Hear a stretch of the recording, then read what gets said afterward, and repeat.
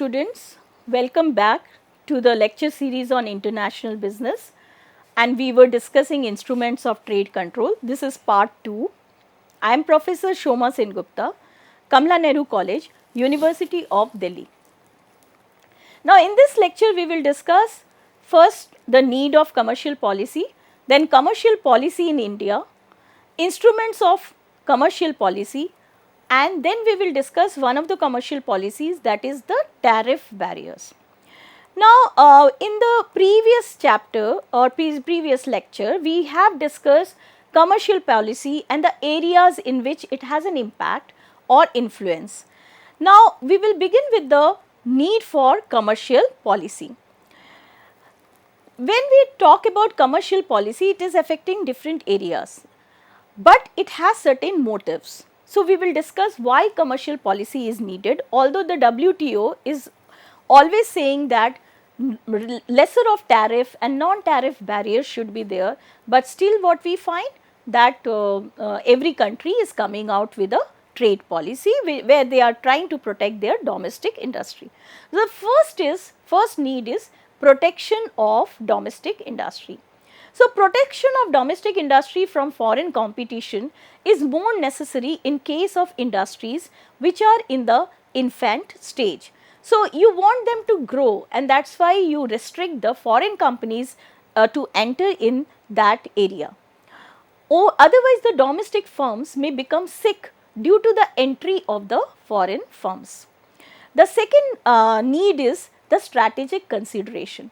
Government intervention is necessary to help domestic firms to enter foreign markets and also to get first mover advantage. So, most of the time what we find that if government intervention is not there, then the foreign company will enter the market and it will have the first mover advantage, and that is why other companies, the domestic companies or indigenous companies will not even be able to enter in that area. So, for that matter, there is a requirement of government intervention. So, government intervention or government should help domestic firms to enter foreign markets, and then they can also get the first mover advantage. Protection of jobs.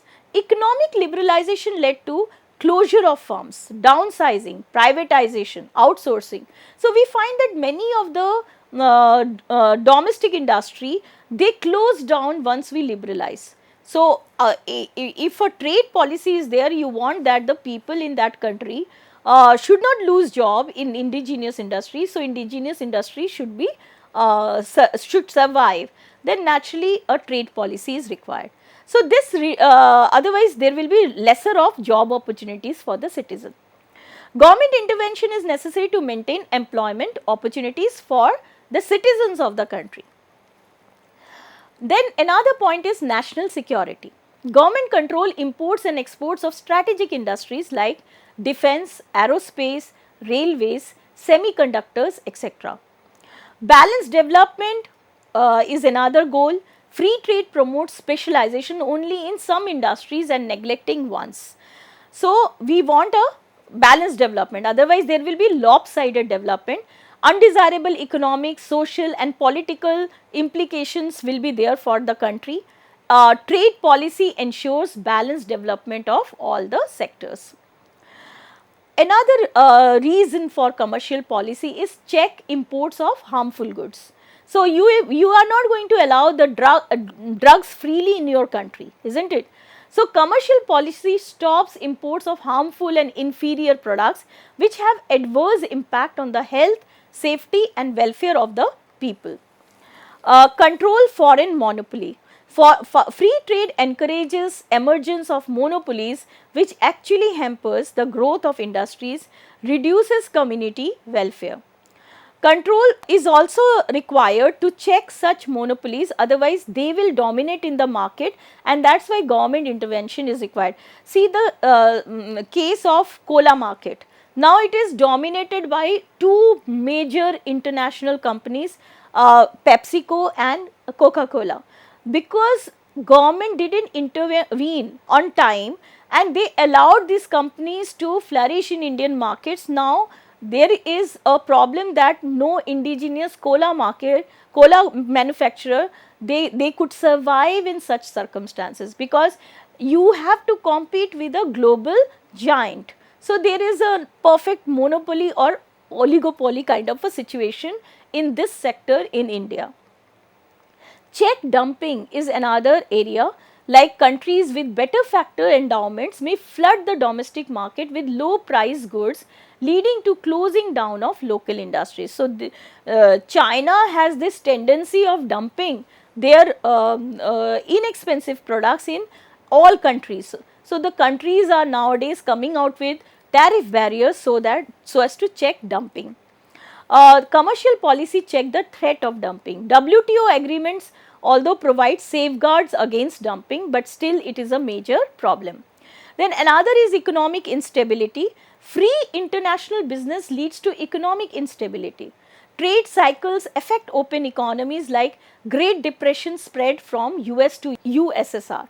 But somehow in our country we have a little bit of restriction on when the global recession takes place, then our trade policy puts an hindrance and it does not move that freely in our country. Governments try to insulate the country at the time of global recession. So, these are the need for commercial policy. Now, we move on to the next heading, and that is the brief overview of commercial policy in India. So, we will discuss a little bit of history, which is a repetition, of course.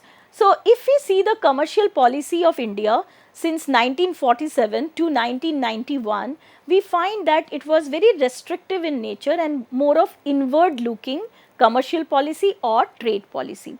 So, the focus was on import substitution and export promotion. So, they put many quantitative restrictions, tariffs, import licensing requirement, local content requirement, so that to put a kind of a anchor or a hindrance for free movement of goods from other countries to our countries, so as to give a boost to our domestic industry. Phase manufacturing, export obligation, foreign exchange regulations were other areas where the focus was there during this period. Then also it had an adverse effect, like it led to inefficiency, poor quality levels, high input cost, lack of innovation, and also export suffered and trade deficit increased. Why it suffered? Because the indigenous or the domestic companies, they were not manufacturing quality products. So, our exports also suffered, other countries also put many restrictions on our country, and that is why free movement of goods could not take place during that phase. Then if we talk about the commercial policy after liberalization and globalization, that is July 1991 onwards, we find that commercial policy reforms were announced as part of economic liberalizations. Restrictions removed on entry of foreign firms, foreign investment and imports. And also the government announced 5-year export import policy or foreign trade policy. Foreign Trade Development and Regulation Act 1992 was passed, and it replaced the Import and Export Control Act 1947. The objective was to provide for development and regulation of India's foreign trade by facilitating imports into and augmenting exports from India. Then foreign trade policy from 2004 to 2009, if we look into that, we find that it emphasized the importance of imports as well in the preamble. So, it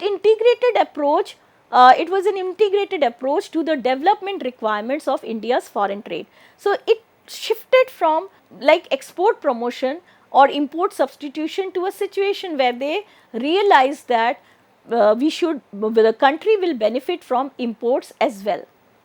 So, foreign trade policy of 2004 to 2009 aimed at doubling the country's foreign trade and to generate employment.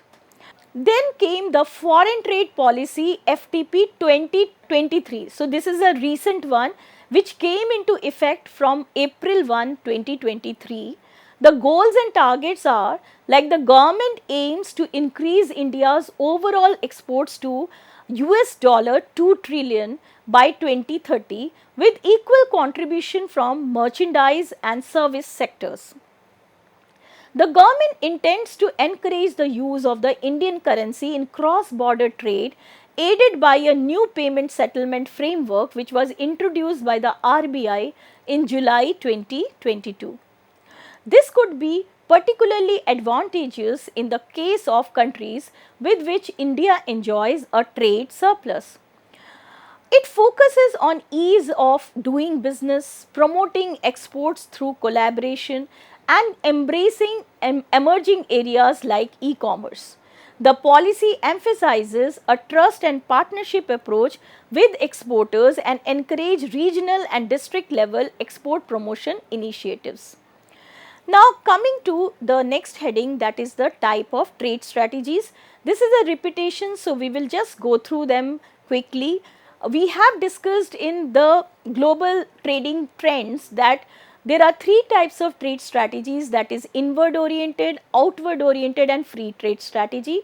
When we talk about inward oriented strategy, it gives priority to the domestic production. We also call it import substitution strategy, and the protection of domestic industry from foreign competition through different measures is the aim of such a strategy. Protection measures are tariff and non-tariff barriers, quantitative methods, administrative restrictions like licensing. Then if we talk about the outward oriented trade strategy, it is developed and developing nations, they are nowadays adopting it, and it is an open and neutral strategy and does not discriminate between purchase of domestic goods and imports, production for domestic market and exports. So they put the products in whether it is domestically manufactured or it is imported at equal footing.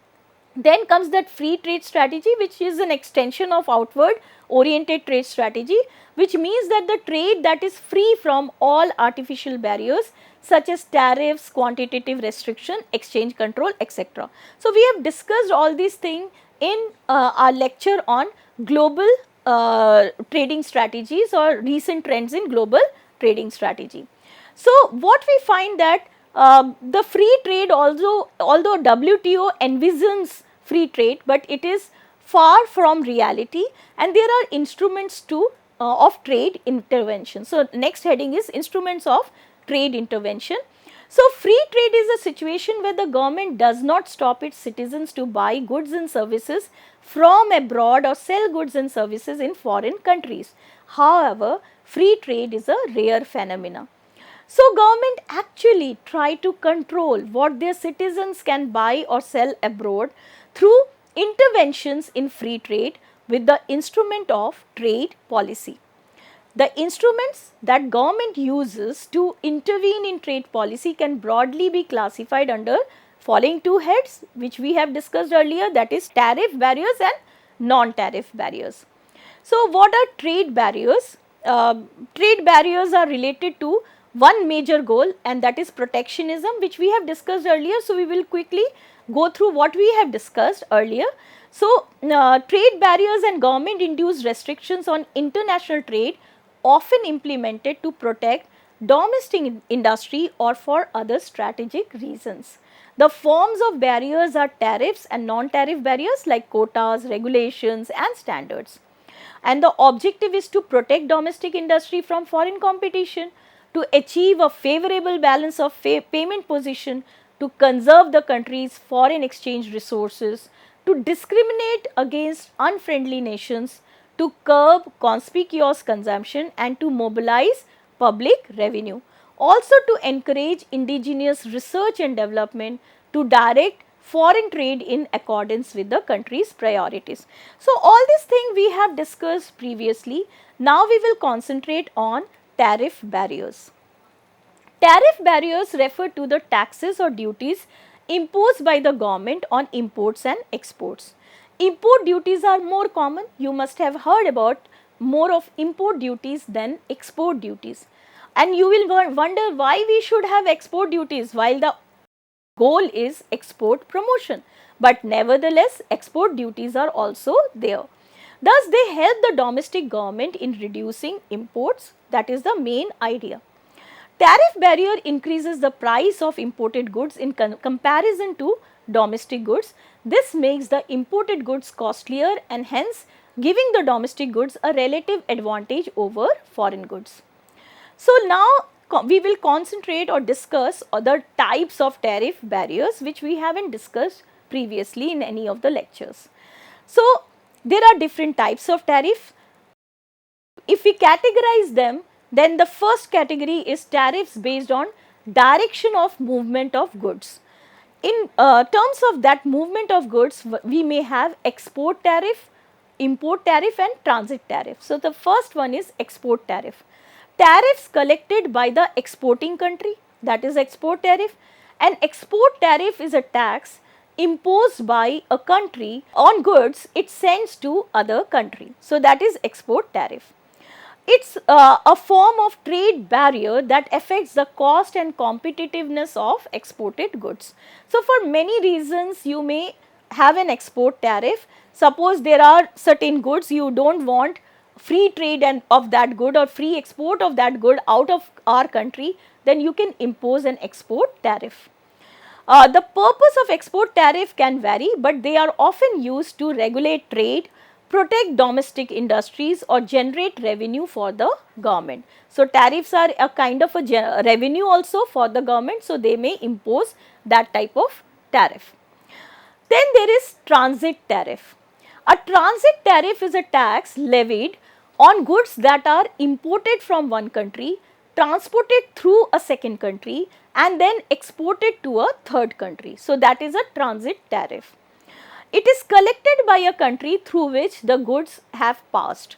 So, generally what happens if a country is not having access to say waterways in the form of movement of goods through sea, or they do not have a coastline, then they depend upon other countries like Nepal will depend on India for the products. So, first the product will come to Indian shores and a transit tariff will be imposed on them and then later on they will move to Nepal. So, that is a transit tariff. The country levying the transit tariff essentially charges for the use of its territory for the passage of the goods. So, since the goods are using its territory for the passage, that is why the country is levying that transit tariff.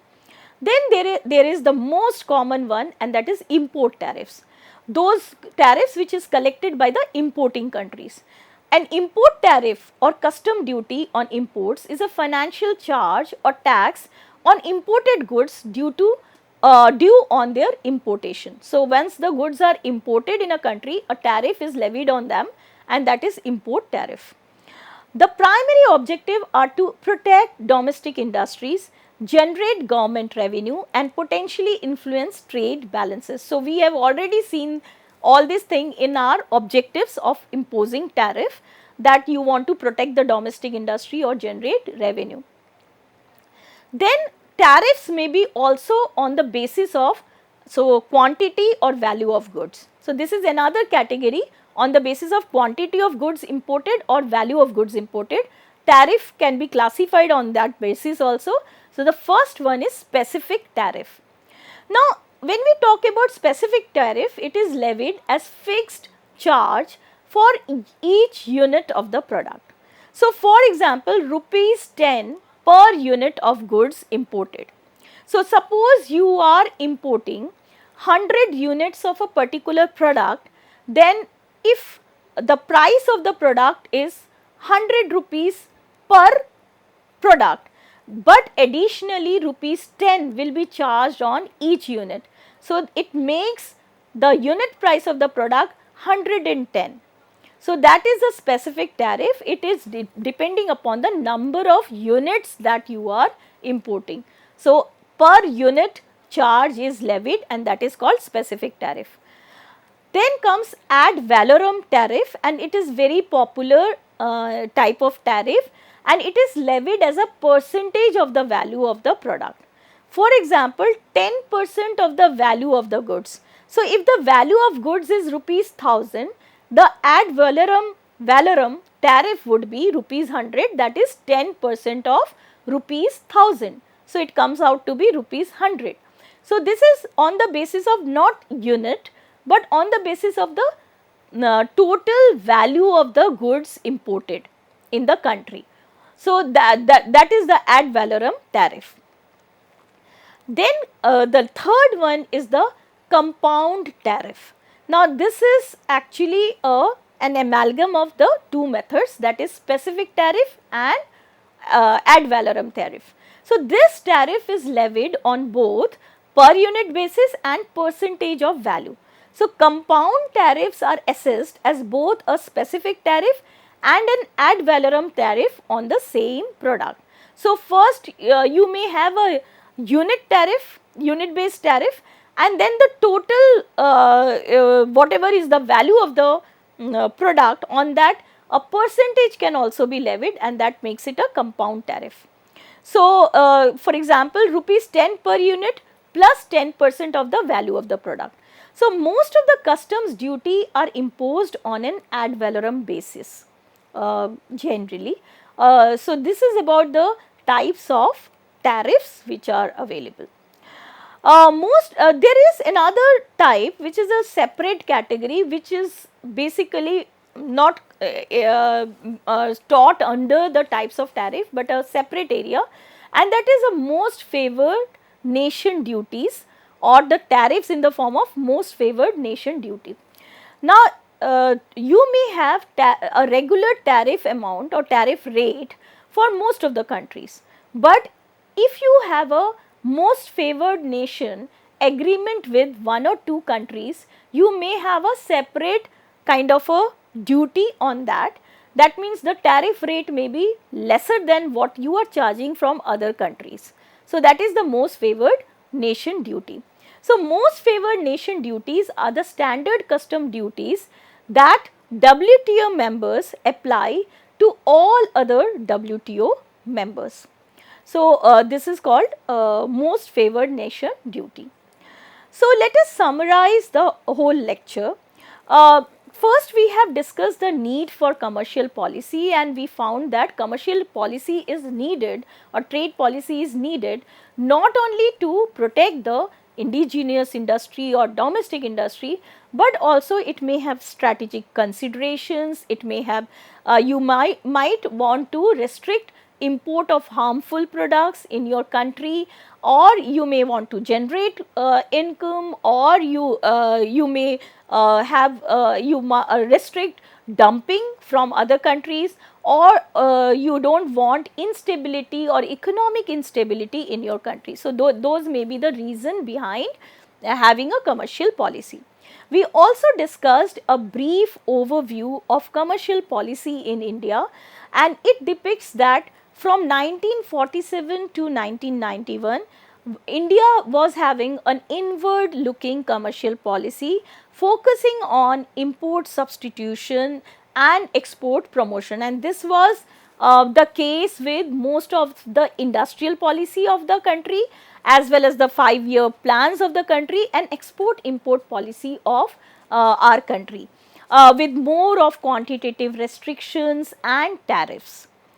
From July 1991 onwards, commercial policy reforms were announced as part of economic liberalization, and restrictions were removed on entry of foreign firms, foreign investment and imports.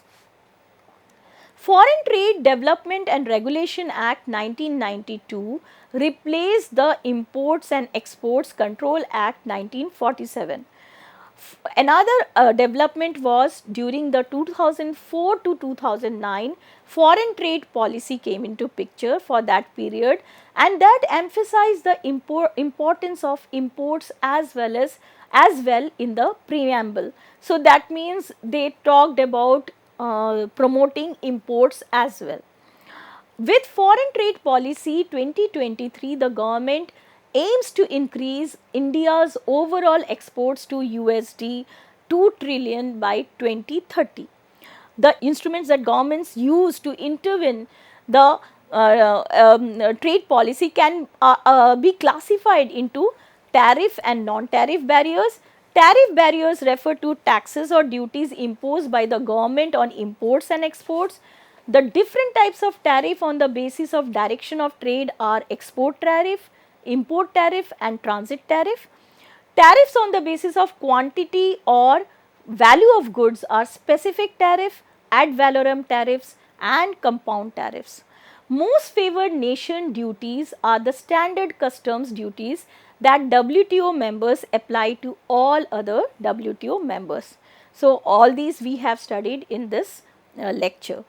For reference, there are few books like by C.B. Gupta, Sumati Verma, Hill and Hult, which I have been giving you since last few lectures.